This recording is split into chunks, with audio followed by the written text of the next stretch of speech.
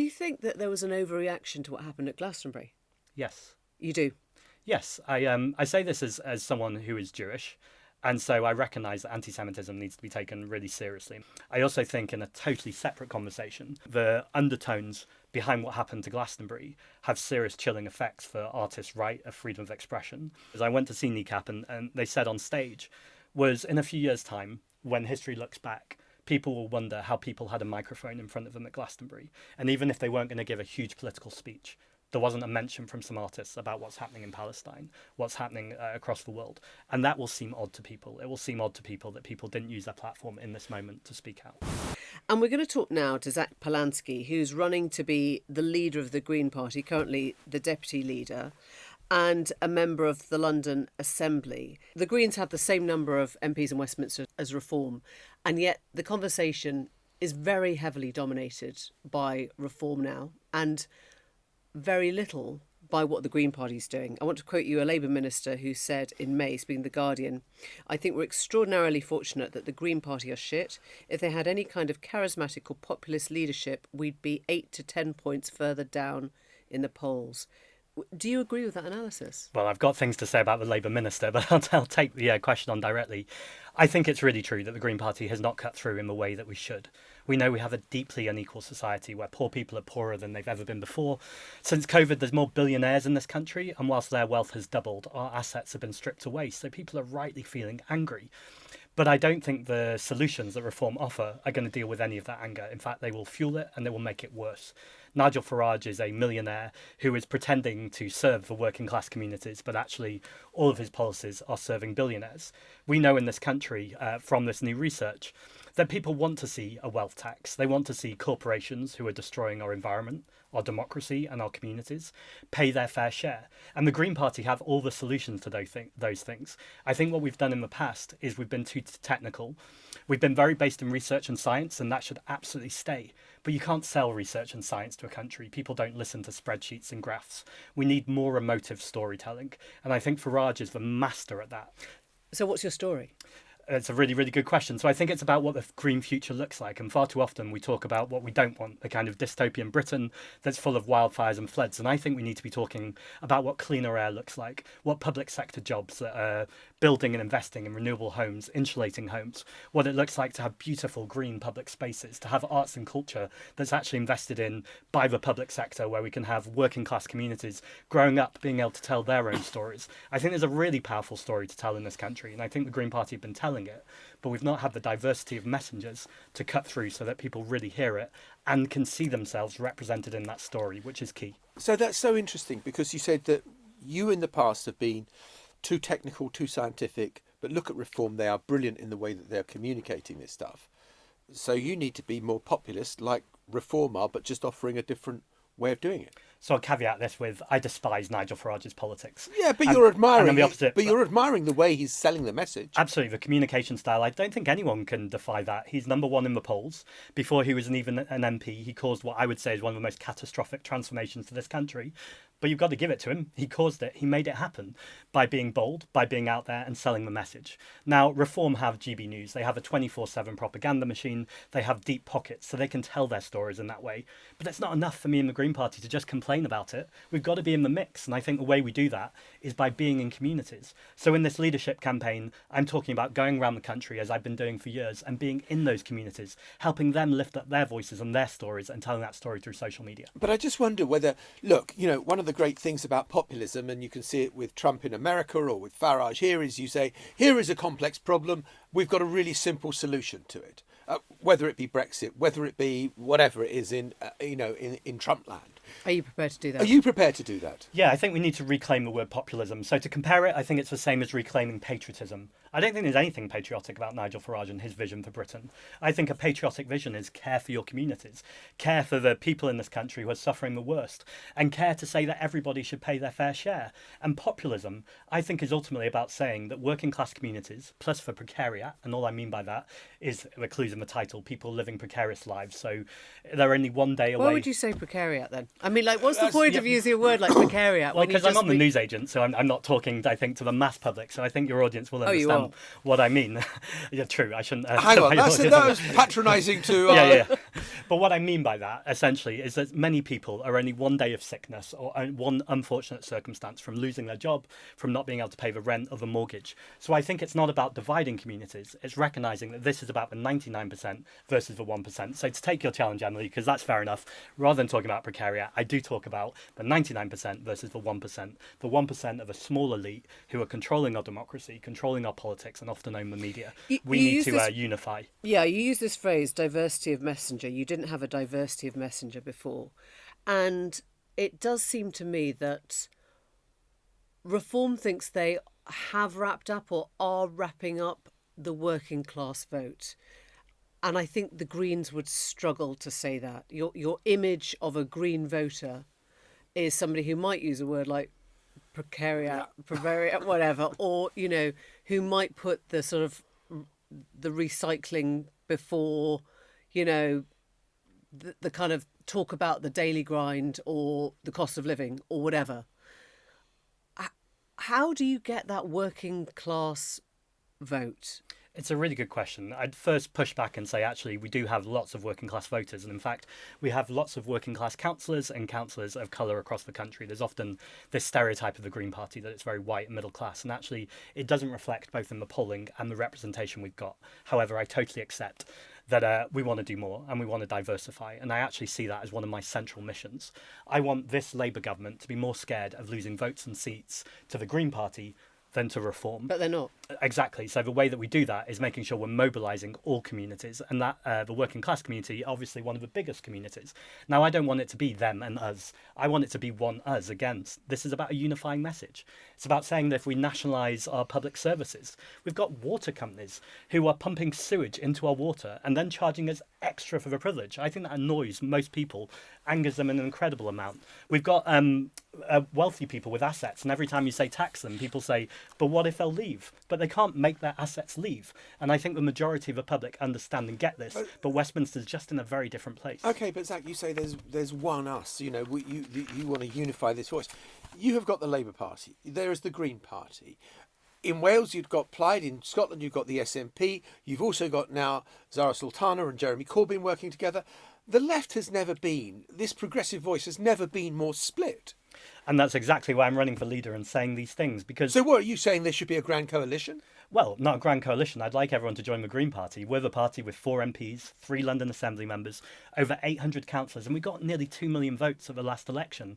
That's a long way away from Labour's 9 million votes or 10 million votes, but actually that is doable, and that's doable by making sure we're in communities, we're working there, we're fundraising, and actually everyone knows that a Green vote matters, a Green vote can and will win. But I just saw someone saying that the Green Party up against Corbyn is like a new indie rock band playing against, and you suddenly hear that Oasis are playing in the next door stadium on the same night. Yeah, this is Rob Ford, the political analyst, right? Who's saying, they've just struck up Oasis right next to you. Yeah, I'm not going to lie to you. As soon as I heard what Corbyn and Sultana said, I was deeply frustrated. I just thought, why are you doing this when there is a left-wing party? You're having an internal leadership election right now, where I'm essentially on the platform that I imagine they would be putting forward. Have you been in touch with them at all? I talk to MPs all the time, but no. Have you talked to Zara Sultana the bit or I was Jeremy going to finish, Corbyn? because it answers your question, is then I realised we need to do self-reflection. If they don't want to join the party and people who support them don't want to join the party, we haven't done a good enough job of representing our values. So to answer your question, of course I've been reaching out both publicly and privately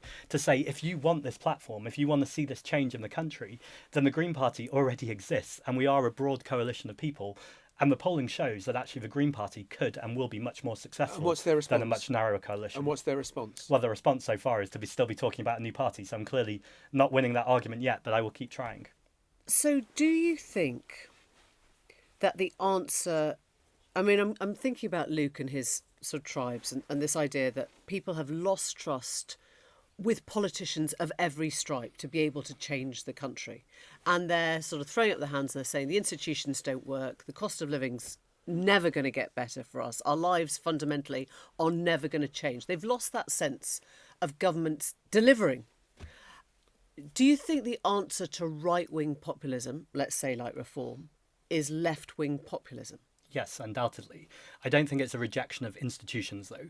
I think the institutions we've had have undoubtedly failed. We've had decades of austerity, both under the Labour government and the Conservative government. So it's not a surprise that most people in this country look at politicians in Westminster and go, are they really representing me? When they're taking donations from private healthcare companies, from oil and gas companies, from arms sales companies. It's not a surprise that's not the politics people want. But I don't think we throw out all our institutions in the way Farage says. I think we reform them. Right, so we've seen what Labour has said about defence spending.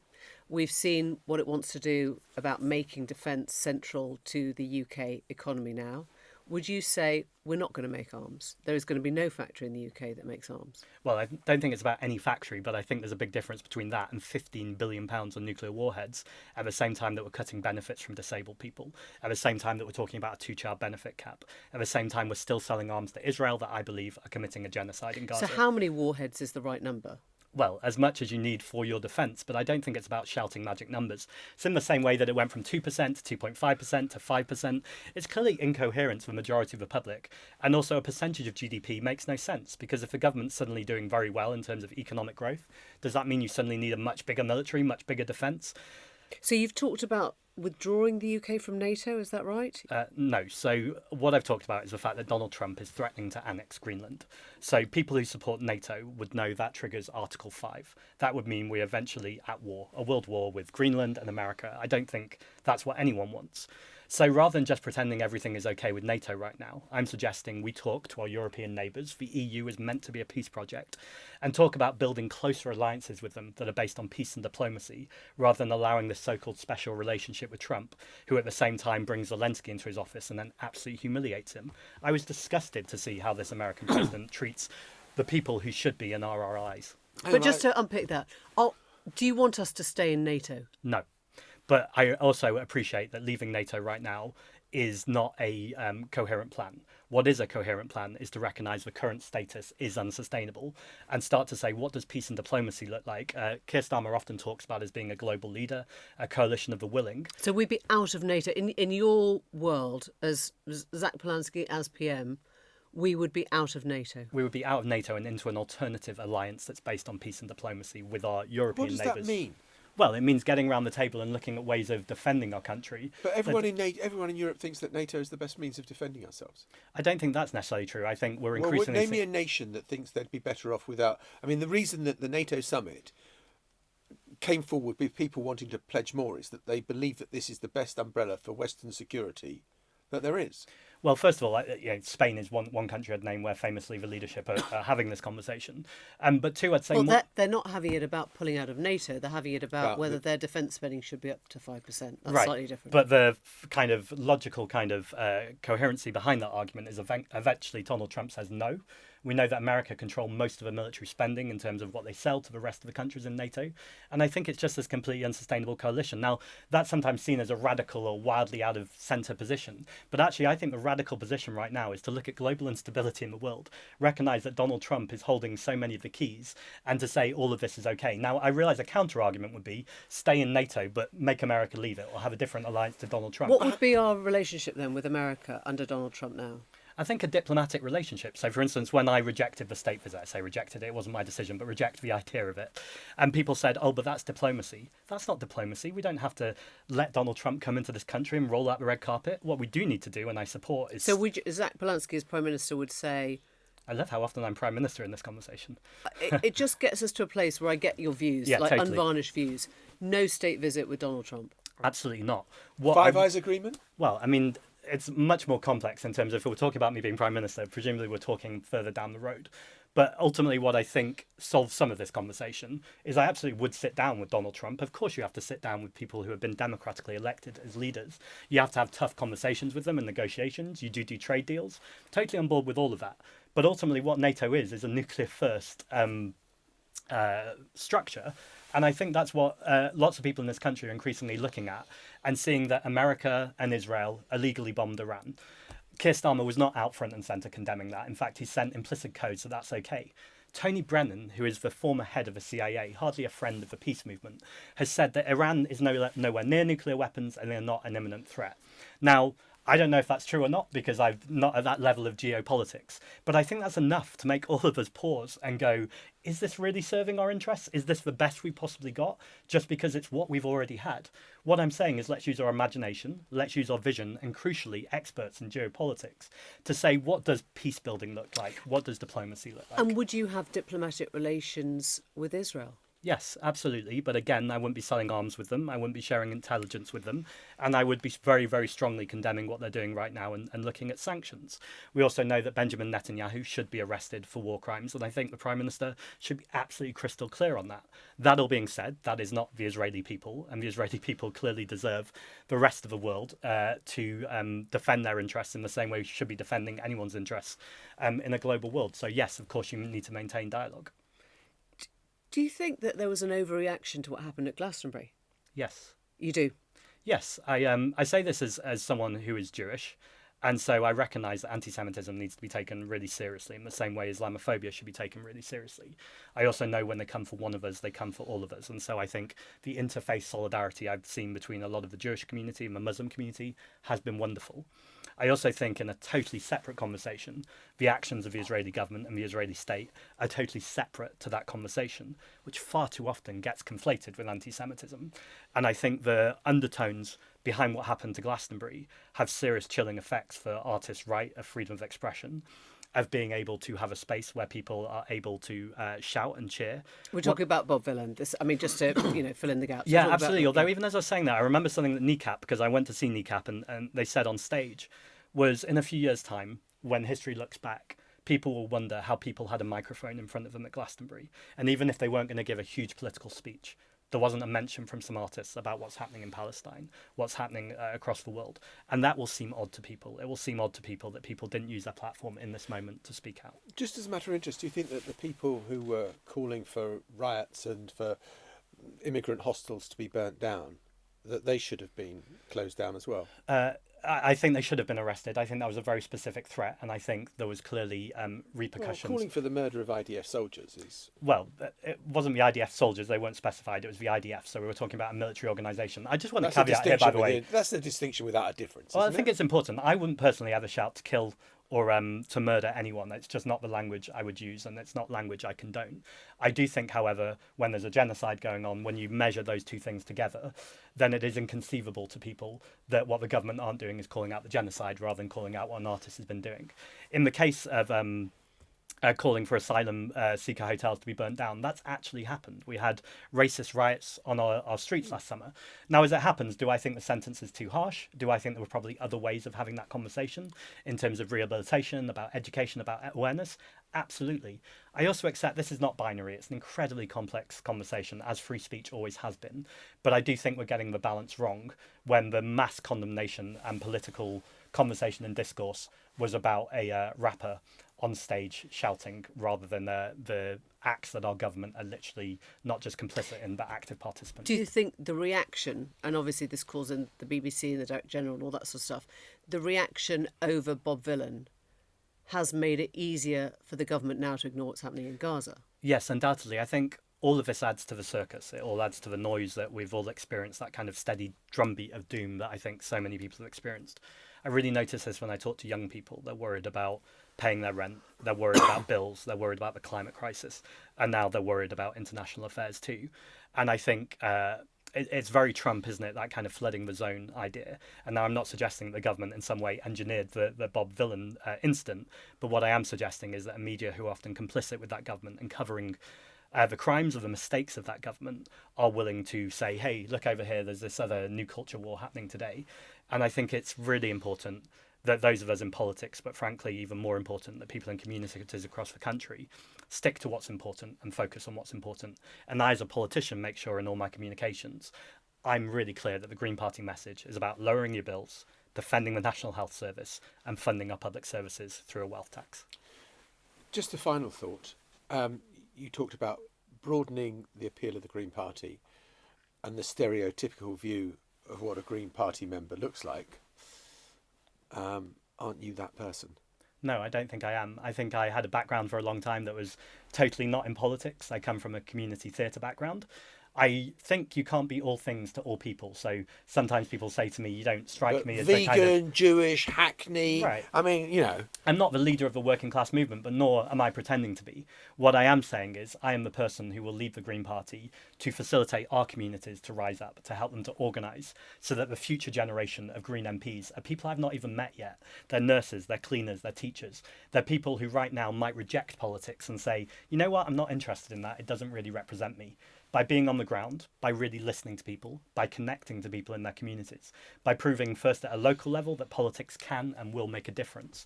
That's how I think we change our towns, it's how we'll change our cities, and I think it's how the Green Party can change the country. And anyone who joins the Green Party by July 31st, if they align with our values, gets a vote in this election. There is a drumbeat now, Zack, isn't there? Do you think this is the last chance for those on the left to beat populism on the right? I hate not to properly answer your last question, but I try not to indulge in the idea of last chances, or when people say to me, where do you find hope? I just go, there is an urgency to this moment, and actually it doesn't matter if we have other moments or if we don't have other moments. What we've got to do is seize this moment right now. Let me ask it more specifically. Does it matter if Greens take votes off Labour? It's one of the most important things that can possibly imagine, because people in this country, working class communities, people of colour, migrants, trans people, disabled people, they need a Green Party right now. They need a stronger Green Party. So when people say to me, is the challenge you're facing right now not a big challenge, or are the odds not all stacked against you? Often they are. But we don't have time to indulge in anything else but growing the Green Party. No, but what I'm saying is, if you take votes off Labour and Reform get in because Labour is the weaker party, will you feel good about your party? Well, I think Labour, Keir Starmer needs to reflect on quoting Enoch Powell. I think Labour need to reflect on the fact that they've not protected the communities or the trade unions, the workers that they said they were going to protect. I think Labour need to reflect on the fact that living standards are getting worse. It is in Labour's hands to maintain Labour's chances. It's in my hands to make sure that the country has a proper alternative that's real hope and real change, and that's the Green Party. Zack Polanski, thank you. Thanks so much for having me.